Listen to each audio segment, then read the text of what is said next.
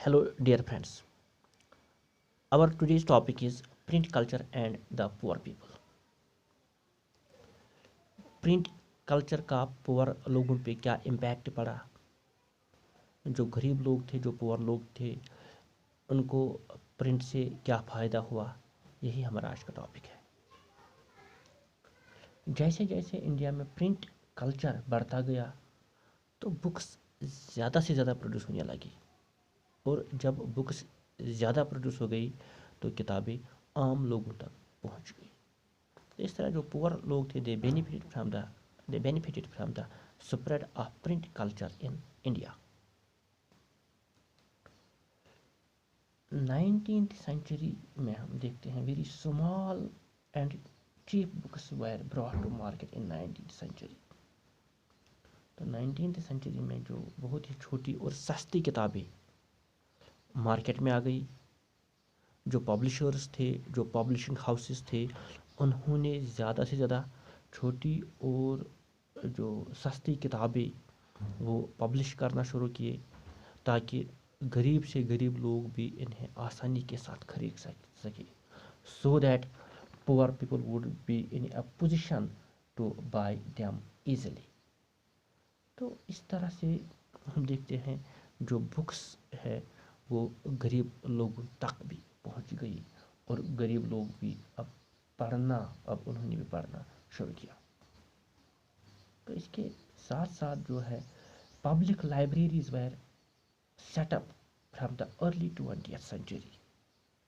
Public libraries को कायम किया गया अर्ली 20th सेंचुरी से, and these libraries were located mostly in cities and towns. और जो लाइब्रेरीज होती थी, पब्लिक लाइब्रेरी सिटीज़ और टाउन्स में होती थी।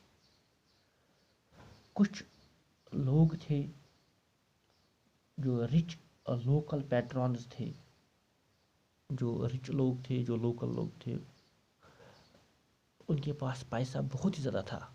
वो अपना नाम ज़िंदा रखना चाहते थे, सोसाइटी में अपनी इमेज बनाना चाहते थे। तो इसके लिए उन्होंने क्या किया, उन्होंने लाइब्रेरीज़ बनाना शुरू किए।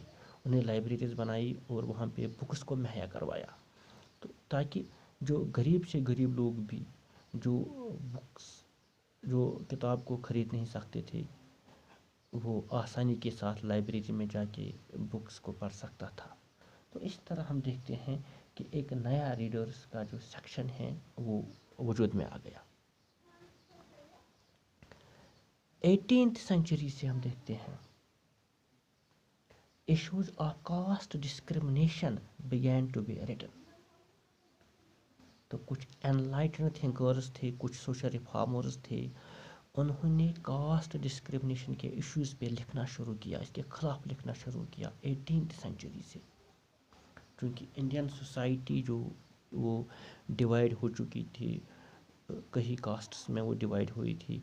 वहाँ पे शूद्रास थे, वेश्यास थे, क्षत्रियास थे, ब्राह्मण्स थे। टॉप मोस्ट क्लास जो था वो ब्राह्मण्स का था, और जो लवर स्ट्रेटा जो था, जो लो कास्ट पीपल जो लोग थे वो शूद्रास थे या वो दलित वगैरह थे। तो जो लो कास्ट लोग जो थे, इन्हें बहुत से मसाइल का सामना करना पड़ा था, इन्हें डिस्क्रिमिनेट किया जाता था। इन्हें मंदिर में जाने की इजाज़त नहीं थी, वो पब्लिक नल से पानी हासिल नहीं कर सकते थे। तो इस तरह कुछ एनलाइटेंड स्कॉलर्स थे, जो या सोशल रिफॉर्मर्स थे, उन्होंने जो कास्ट डिस्क्रिमिनेशन के इश्यूज़ पे लिखना शुरू किया, इसके खिलाफ लिखना शुरू किया। और उसके साथ साथ हम देखते हैं एक ज्योतिबा फुलू जो था, इसने एक किताब लिखी जो बहुत ही फेमस हुई। उस किताब का नाम जो था गुलामगिरी, ये इसने लिखी 1871 में। तो इसमें लिखने की कोशिश की about the injustice of the caste system. 20th century में हम देखते हैं B R Ambedkar, E V Ramaswamy Naicker, उन्होंने भी अपने व्यूज़ एक्सप्रेस किए कास्ट सिस्टम के खिलाफ, and they wrote powerfully on caste, and their writings were read by people across the country। तो इस तरह से हम देखते हैं जो this helped in bringing these issues to the forefront of public consciousness। Workers جو تھے، ورکرز ان فیکٹریز میں تھے، were too overworked and they lacked the education to write much about their experience. جو ورکرز تھے جو factories میں کام کرتے تھے، ان سے بہت ہی زیادہ کام لیا جاتا تھا، اور دے آلسو لیکڈ ایجوکیشن. تو اس کے باوجود بھی کچھ فیکٹری ورکرز جو تھے، جو مل ورکرز تھے، انہوں نے انیشیٹو لیا، they took initiative to write stories about their conditions. Kashi Baba ایک سمپل مل میں کام کرتا تھا کانپور میں، کانپور مل ورکر، جو اس کا نام کاشی بابا تھا. اس نے ایک بک پبلش کی، اس بک کا نام تھا چھوٹے اور بڑے کا سوال. یہ بک پبلش ہوئی 1938 میں. اس میں اس نے یہ دکھانے کی کوشش کی، try to show the links between caste and class exploitation.